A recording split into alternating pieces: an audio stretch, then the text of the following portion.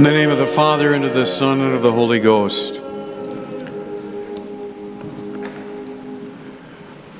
Back in 1945, the United States dropped the first atomic bomb upon the city of Hiroshima, Japan, from an airplane which bore the name Enola Gay on its nose. That was the name of the mother of the pilot. I don't know how many mothers would want an atomic bomb plane named after them, but the Enola Gay dropped that bomb. A week ago this past Friday, an atomic bomb was dropped on the Catholic Church, the first atomic bomb on the church. And if there would have been a name on the nose of that bomber, it would be Francis. In fact, that's one of many headlines that I read over the past week to describe the motu proprio issued by Francis of Rome a week ago Friday. An atomic bomb upon the Catholic Church. Other headlines, and there were many, read in one case, worst papal document issued in the history of Christianity. Another one was, the Pope is making war against his own church. Still another, written by a bishop of the United States, was that the motu proprio was written with a chainsaw. In other words, it was a hack piece of writing. I could go on. And there's much I could say about Francis of Rome and this motu proprio, but I will save that for another time. I will tell you that I am working with our local bishop, and I am very hopeful that he will continue to be accommodating and generous toward the Tridentine faithful as he has shown himself to be in the past.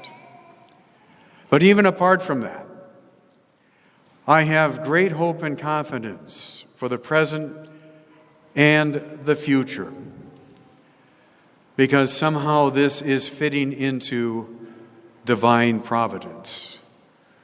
God is ultimately in charge. God knows what he is about. I want to go briefly over the history of this Tridentine Mass as well as its place locally, because we have had a historic role in this church, in this archdiocese, and in this state and region. First of all, as many of you know, the so-called Tridentine Mass, which really means the Mass of Trent, was formally solidified in its basic form that has come down through the centuries and prior to that, in those infamous 1500s, when Protestants such as Martin Luther and Zwingli and Calvin and so many others were rebelling against the Catholic Church, dismissing much of the sacramental life of the Church and fully rejecting the sacrifice of the Mass. And so in place of the Mass, they started their own services. Coming out of that, the Council of Trent was convened, and many definitions came forth from that, still binding, with regards to the kind and number of the sacraments and so many other aspects of Catholic life. Also coming out of that period, and specifically in 1570, Pope St. Pius V issued a bull Quo Primum, which is well known to traditional Catholics, in which the Pope, as declaratively as a Pope can get, formally declared the Mass, which we know as the Tridentine Mass, to be the fixed form of the Mass for the present and the basic form of the Mass in perpetuity. Without doubt, Pope St. Pius V was responding to the Protestant rebels of his time to fix the Mass in its form in the face of Protestant services.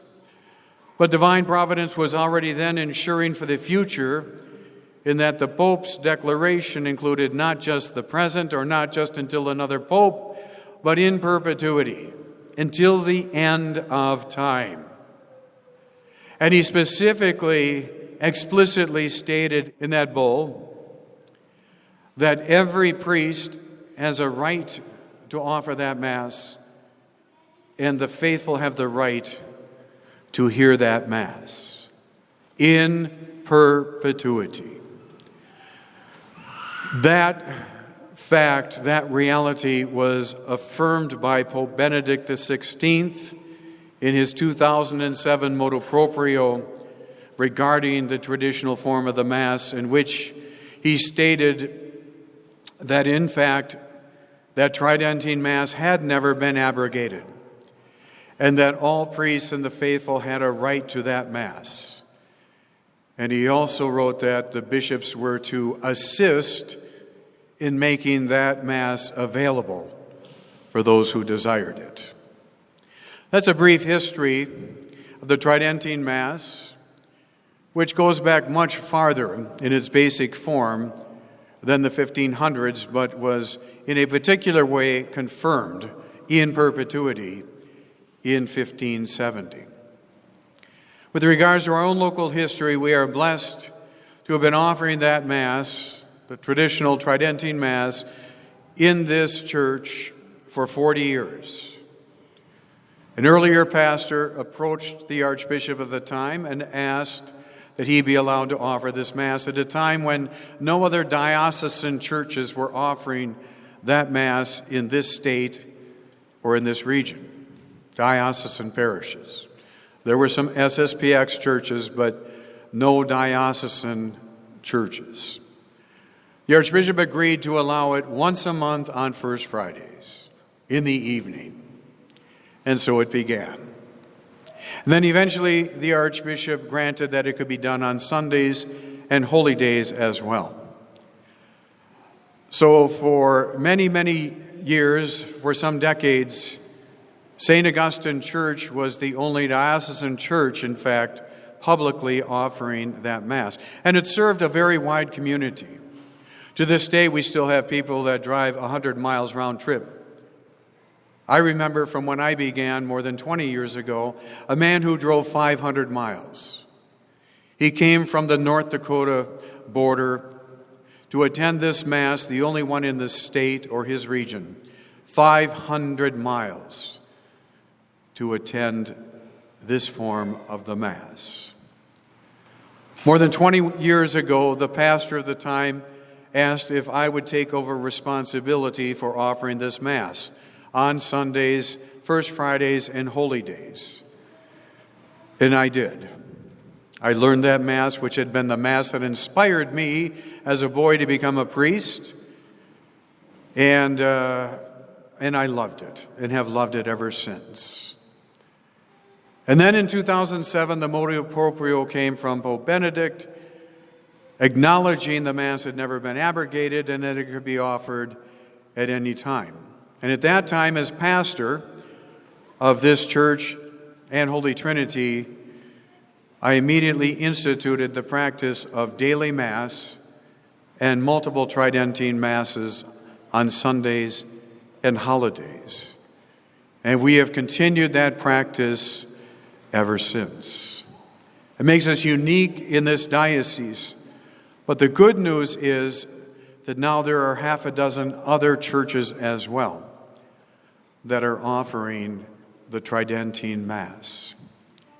And the reality is, at a time when the hierarchy shut down our churches worldwide, the phenomenon that is now apparent is that the traditional faithful increased in number and strength.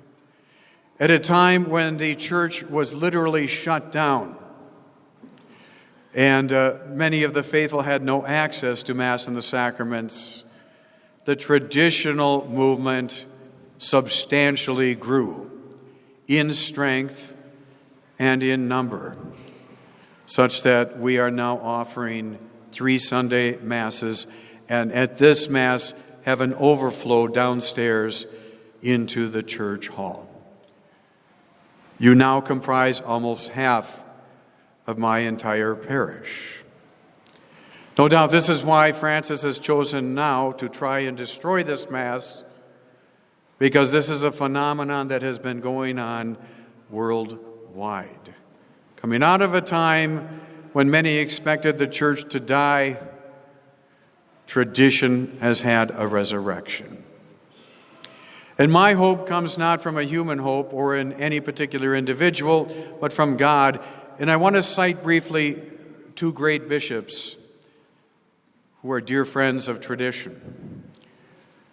Bishop Athanasius Snyder has commented on this, and he brings us back to the apostolic period described in the book of Acts, when the hierarchy was seeking to destroy the Christian movement, which at that time did not even have a name. And the Sanhedrin was debating what to do about it as the apostles were preaching Christ and Christ crucified and risen. And wise Gamaliel, a greatest rabbi perhaps of that century, the teacher of St. Paul, he rose up in the Sanhedrin, and he said to the high priests, the chief priests, the Pharisees, the Sadducees, and others, if this is of man, it will come to nothing. But if this is of God, you will not be able to stop it. My friends, this traditional movement is of God, and no human power will stop it. It is also notable that the Sanhedrin ignored the wise advice of the Rabbi Gamaliel and continued to order the apostles to cease their preaching and even imprison them. But the apostles' response was, "We will obey God and not man." And so we hope for the best from our bishops in how they respond to this. But if not, I am convinced that there are priests in this diocese and worldwide who, like the apostles, will say, "We will obey God, not man." And finally, I want to cite our good friend, Archbishop Vigano, who has written, again for the church and world, a beautiful essay in which he rightly tells us that we are moving into a period of the crucifixion of the church. That just as Christ himself was crucified, and then only then, shortly after, rose from the dead glorified, we are now arriving at the crucifixion of the church, which would mean that we're moving into apocalyptic times. And just as the original Christ was betrayed by the hierarchy of the time,